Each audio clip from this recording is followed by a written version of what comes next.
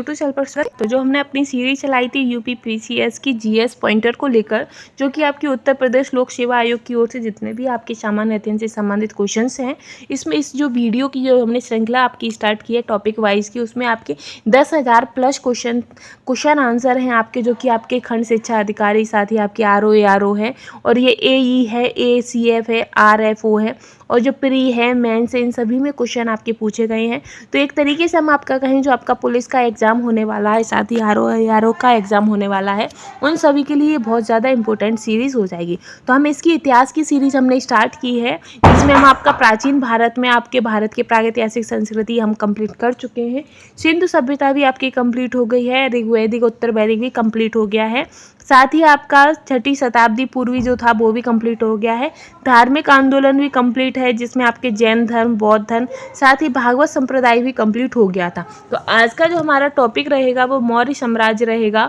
मौर्य साम्राज्य से संबंधित जितने भी इंपॉर्टेंट क्वेश्चन होंगे वो हम आपको कंप्लीट कराएंगे, जो कि आपके प्रीवियस ईयरली एग्जाम्स में पूछे गए हैं। तो चलिए हम ज़्यादा आपका टाइम ना लेते हुए सीधे अपने कंटेंट पर चलेंगे, और ये आपके प्रत्येक एग्जाम के लिए इंपॉर्टेंट है, फिर आपका वो एग्जाम किसी भी क्षेत्र का हो, किसी भी स्टेट का हो, ठीक है। तो इसमें हमारा पहला क्वेश्चन रहेगा, पहला है कि प्रथम भारतीय साम्राज्य स्थापित किया था। तो प्रथम भारतीय साम्राज्य किसने स्थापित किया था? तो वो आपके चंद्रगुप्त मौर्य ने स्थापित किया था। किसने? चंद्रगुप्त मौर्य ने। नेक्स्ट है कि सेंड्रोकोटम यानी कि चंद्रगुप्त मौर्य और सिकंदर महान की भेंट का उल्लेख किया था। तो जो इन दोनों की जो भेंट हुई थी उसका यानी कि मिलन हुआ था, तो उसका उल्लेख किसने किया है? तो जस्टिन ने किया है। किसने? जस्टिन ने, ठीक है। फिर है कि जल की आवश्यकता को ध्यान में रखते हुए जिस प्रथम शासक ने गिरनार क्षेत्र में एक झील का निर्माण कराया था, तो वह कौन है? तो जो गिरनार क्षेत्र में जो एक झील का निर्माण कराया था वो आपके चंद्रगुप्त मौर्य हैं, ठीक है। आगे है आपका कि अभिलेख जिससे यह प्रमाणित होता है कि चंद्रगुप्त का प्रभाव पश्चिम भारत पर भी था। तो वह कौन सा अभिलेख है जिससे ये क्लियर होता है कि जो चंद्रगुप्त मौर्य थे उनका जो प्रभाव था या उनका जो वर्चस्व था या फिर उनका जो शासन था वो उनका पश्चिमी भारत पर भी था? तो ये आपके रुद्रदामन का जो जूनागढ़ शिलालेख है उससे क्लियर हो जाता है, ठीक है। आगे है आपका कि कौटिल्य का अर्थशास्त्र है। तो जो कौटिल्य का जो अर्थशास्त्र है वो एक शासन के सिद्धांतों की पुस्तक है। कैसी है? शासन के सिद्धांतों की एक पुस्तक है, ठीक है। आगे हम चलेंगे नेक्स्ट क्वेश्चन पर कि किसकी तुलना मैकियावेली के प्रिंस से की जाती है? तो जो कौटिल्य का जो अर्थशास्त्र है उसकी तुलना आपके मैकियावेली के प्रिंस से की जाती है, ठीक है। नेक्स्ट है कि राज्य के सप्तांग सिद्धांत के अनुसार राज्य का 7वां अंग था। तो 7वां अंग कौन सा था? तो वो आपका मित्र था। कौन था? मित्र, ठीक है। नेक्स्ट है कि चाणक्य अपने बचपन में किस नाम से जाने जाते थे? तो चाणक्य का जो बचपन का नाम है वो विष्णुगुप्त है, ठीक है। क्या है? विष्णुगुप्त। और इन्हें कौटिल्य भी कहते हैं। क्या कहते हैं? कौटिल्य भी। तो इस तरीके से इनके 3 नाम हो जाते हैं। आगे है कि अर्थशास्त्र के अनुसार सीता भूमि का अभिप्राय है। तो सीता जो भूमि का अभिप्राय है वो आपका जनजातियों द्वारा जोती जाने वाली भूमि है। कौन सी है? जनजातियों के द्वारा जो जोती जाती थी वो भूमि है, ठीक है।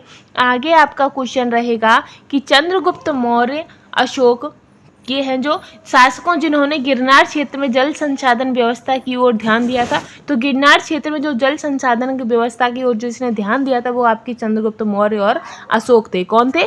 चंद्रगुप्त मौर्य और अशोक थे, ठीक है। आगे है कि वह राजा जिसने एक अभिलेख में सूचना मिलती है कि शाक्य मुनि बौद्ध का जन्म लुम्बिनी में हुआ था। तो जो अशोक का जो एक अभिलेख है उससे यह सूचना मिलती है कि जो शाक्य मुनि बुद्ध थे उनका जन्म लुम्बिनी में हुआ था, ठीक है। आगे हम चलेंगे नेक्स्ट क्वेश्चन पर। नेक्स्ट क्वेश्चन है आपका कि सारनाथ स्तंभ का निर्माण किसने किया था? तो सारनाथ जो स्तंभ है उसका निर्माण आपका अशोक ने किया था। किसने?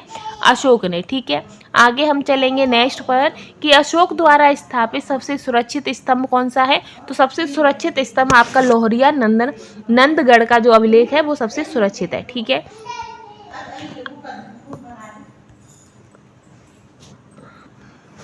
नेक्स्ट है कि अशोक का वह अभिलेख जो कि कनक मुनि के अस्तित्व को प्रमाणित करता है। तो वो आपका नगाली सागर स्तंभ अभिलेख है। नगारी सागर स्तंभ अभिलेख जो कि आपके कनक मुनि बुद्ध के अस्तित्व को प्रमाणित करता है, ठीक है। नेक्स्ट क्वेश्चन है कि गुर्जरा लघु शिलालेख जिसमें अशोक का नामोल्लेख किया गया है वो कहाँ पर है? तो वो आपका मध्य प्रदेश के दतिया जिले में है। कहाँ पर है? मध्य प्रदेश के दतिया जिले में है। और कौन सा? तो गुर्जरा लघु शिलालेख। गुर्जरा जो लघु शिलालेख है वो आपका मध्य प्रदेश के दतिया जिले में है। ठीक है।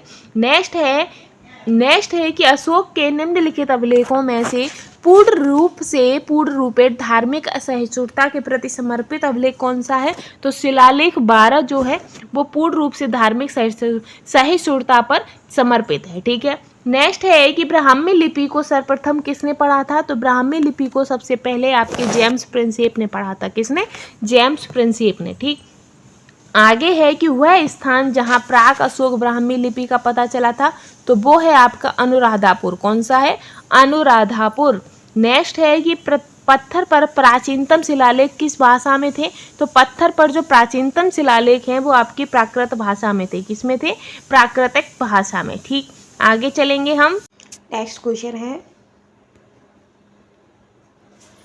कि अपने साम्राज्य के उत्तरी पश्चिमी भाग में उत्कीर्ण राजज्ञों के लिए अशोक ने लिपियों का प्रयोग किया था। तो किस लिपि का प्रयोग किया था? अरामिक का किया था, ग्रीक और ख्रोष्टी, इन 3 लिपियों का प्रयोग किया था। ठीक है। आगे है कि इलाहाबाद में अशोक स्तंभ किस शासक के बारे में सूचना प्रदान करता है? तो इलाहाबाद में जो अशोक स्तंभ है वो आपका समुद्रगुप्त के शासक के बारे में सूचना प्राप्त करता है। कौन? समुद्रगुप्त की सूचना प्रदान करता है। कौन सा? जो इलाहाबाद का अशोक स्तंभ है। ठीक है। आगे है आपका कि फाहियान भारत में आया। तो जो फाहियान था वो भारत में कब आया था? तो 399 ईसा पूर्व में फाहियान भारत आया था। ठीक है। नेक्स्ट है कि कलिंग का युद्ध का जो विवरण है वो हमें ज्ञात होता है। तो कलिंग का जो युद्ध हुआ था वो 13वें शिलालेख से हमें उसका विवरण प्राप्त होता है पूरा, कि कलिंग का युद्ध कब हुआ था, कैसे क्या हुआ था, उसका जो विवरण है वो हमें 13वें शिलालेख से प्राप्त होता है। ठीक है। आगे है कि मौर्यन पर मंत्रिपरिषद में राजस्व इकट्ठा करने से संबंधित था।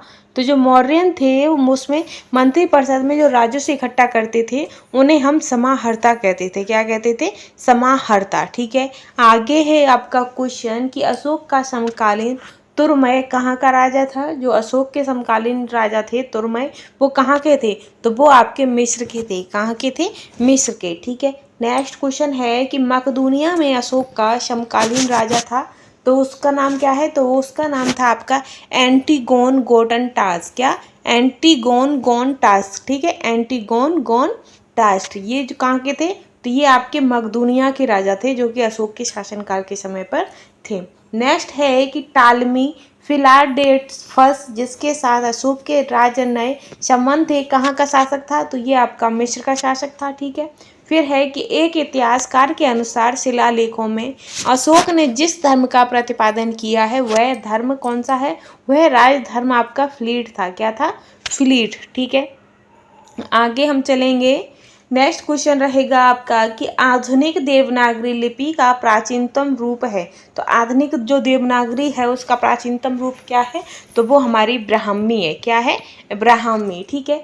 नेक्स्ट है कि किसने सहिष्णुता, उदारता और करुणा के त्रिविध आधार पर राजधर्म की स्थापना की थी? तो वो अशोक थे जिन्होंने आपके सहिष्णुता, उदार और करुणा के त्रिविधिक आधार पर राजधर्म की स्थापना की थी। तो वो कौन थे? अशोक थे। ठीक है।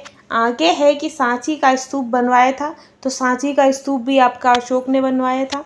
नेक्स्ट है कि ब्राह्मी लिपि का प्रथम उद्वाचन किस पर उत्कीर्ण अक्षरों से किया गया है? तो स्तंभों पर उत्कीर्ण अक्षरों से किया गया है। कौन सा? ब्राह्मी लिपि का प्रथम उद्वाचन। ठीक है। नेक्स्ट है कि बुंदेली बाग प्राचीन स्थान कहाँ पर है? तो जो बूंदी बाग है प्राचीनतम स्थान ये आपका पाटलिपुत्र में है। कहाँ पर है? पाटलिपुत्र में। ठीक है। आगे हम चलेंगे नेक्स्ट है आपका कि मौर्य काल में तक्षशिला के प्रसिद्ध शिक्षा केंद्र के द्वार किन वर्णों के लिए खुले थे? तो वो आपके ब्राह्मण वर्ग के बच्चों के लिए, क्षत्रिय के लिए और वैश्यों के लिए खुले थे, लेकिन शूद्रों को उनमें आना मना था। ठीक है। नेक्स्ट है कि मौर्य काल के दंड विधान थे तो काफ़ी कठोर थे। जो मौर्य काल के जो दंड विधान थे वो काफ़ी कठोर थे। नेक्स्ट है कि कालसी प्रसिद्ध है। तो कालसी जो है वो अशोक के शिलालेखों के कारण प्रसिद्ध है। ठीक है। तो ये हमने मौर्य वंश से संबंधित जो इम्पोर्टेंट क्वेश्चन थे वो कंप्लीट कर लिए हैं। अब हमारा आएगा मौर्योत्तर कालीन। कौन सा आएगा? मौर्योत्तर कालीन भारत आएगा। चलिए हम इसे भी देख लेते हैं।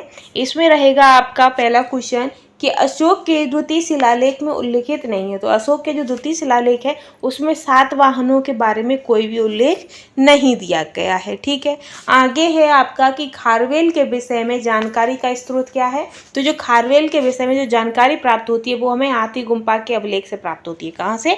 हाथी गुम्पा का जो अभिलेख है वहाँ से हमें खारवेल के शिलालेखों के बारे में पता चलता है। नेक्स्ट है कि राजवंशों में सबसे पुराना राजवंश कौन सा था। तो राजवंशों में सबसे पुराना आपका सातवाहन राजवंश थे। ठीक है, इसके बाद आता है कि मौर्य के बाद दक्षिण भारत में सबसे प्रभावशाली राजा कौन था। तो मौर्य के बाद जो सबसे ज़्यादा दक्षिण भारत का जो प्रभावशाली राज्य या राजा तो जो थे वो सातवाहन थे। कौन थे? सातवाहन। ठीक है, नेक्स्ट है कि सातवाहनों की राजधानी अवस्थित थी। तो सातवाहनों की जो राजधानी है वो अमरावती में अवस्थित थी। कहाँ पर? अमरावती में। ठीक है, आगे हम चलेंगे। नेक्स्ट है आपका कि कनिष्क के सारनाथ बौद्ध प्रतिमा अभिलेख की तिथि क्या है। तो उनकी जो तिथि है वो आपकी 81 ईस्वी है। कितनी है? 81 ईस्वी। सारनाथ बौद्ध प्रतिमा जो है वो 81 सन की है। ठीक है, नेक्स्ट है आपका कि बुद्ध का किसके सिक्कों पर अंकन हुआ है। तो बुद्ध का जो सिक्कों के कनिष्क के काल में जो सिक्के चलाए गए थे उनमें बुद्ध के जो सिक्के थे उन पर बुद्ध का जो चित्र है वो अंकन था। ठीक है, आगे है आपका कि उत्तरी तथा उत्तरी पश्चिम भारत में सर्वाधिक संख्या में तांबे के सिक्कों को जारी किसने किया था। तो कुषाणों ने किया था। किसने सबसे ज़्यादा तांबे के सिक्के चलाए थे? तो कुषाणों में। ठीक है, आगे है आपका कि काव्य शैली का प्राचीनतम नमूना किसके अभिलेख में मिलता है। तो काव्य शैली का जो प्राचीनतम नमूना है वो आपका काठियावाड़ के रुद्रदामन के अभिलेख से प्राप्त होता है। कहाँ के? काठियावाड़ के रुद्रदामन के अभिलेख से प्राप्त होता है। ठीक है, नेक्स्ट है आपका कि प्राचीन भारत में नियमित रूप से सोने के सिक्के चलाए। तो प्राचीन भारत में नियमित रूप से सोने के सिक्के कहाँ चलाए थे? तो कुषाणों ने चलाए थे। किसने? कुषाणों ने चलाए थे। आगे है आपका कि बिना बेगार के किसने सुदर्शन झील का जीर्णोद्धार कराया था। तो बिना बेगार के जो सुदर्शन झील का जो जीर्णोद्धार था वो आपके रुद्रदामन प्रथम ने कराया था। किसने कराया था? रुद्रदामन प्रथम ने सुदर्शन झील का जीर्णोद्धार कराया था। ठीक है, आगे है कि बिना बेगार के सुदर्शन झील का जीर्णोद्धार किसने कराया था। तो वो भी इसका भी आंसर आपका हो जाएगा रुद्रदामन। ठीक है, आगे हम बढ़ेंगे। आगे है आपका कि प्राचीन भारत के साहित्यिक इतिहास में पाणिनि और पतंजलि ख्याति प्राप्त नाम है किस राजवंश से संबंधित थे। तो जो आपके पाणिनि और पतंजलि थे ये आपके शुंग वंश के जो राजवंश था शुंग राजवंश उससे संबंधित थे। ठीक है, आगे हम चलेंगे। आगे है आपका कि विक्रम संवत प्रारंभ हुआ था। तो जो विक्रम संवत था वो आपका 58 ईसा पूर्व से प्रारंभ हुआ था। और जो शक संवत है जो कि हमारे भारतीय राष्ट्रीय शक संवत है वो आपका 78 से ईस्वी से स्टार्ट हुआ था। ठीक है, आगे है कि महाभाष्य के लेखक पतंजलि समकालीन थे। तो जो पतंजलि थे वो आपके पुष्यमित्र शुंग के समकालीन थे। किसके थे? पुष्यमित्र शुंग के समकालीन थे। ठीक है, आगे हम बढ़ते हैं नेक्स्ट पर। नेक्स्ट है आपका कि विक्रमशिला एवं शक संवतों में कितना अंतर है। तो विक्रमशिला और विक्रम संवत और शक संवत में जो अंतर है वो आपका 35 वर्षों का अंतर है। कितना है? 35 वर्षों का अंतर है। ठीक है, आगे हम चलेंगे। ये आपको सुमेलित करना है जिसमें है कि डिमेट्रियस थे। तो डिमेट्रियस जो थे वो हिंद यूनानी थे। रुद्रदामन आपके शक वंश के थे। गंडोफर्निज आपके पल्लव थे और बेम आपके कुषाण थे। तो ये हमारे मौर्य और मौर्योत्तर से संबंधित जितने भी क्वेश्चन थे वो कंप्लीट हो जाते हैं। नेक्स्ट क्वेश्चन में हम आपका लेकर आएंगे प्राचीन भारत पर विदेशी आक्रमण को और संगम युग को लेकर आएंगे। दक्षिण भारत का इतिहास लेकर आएंगे।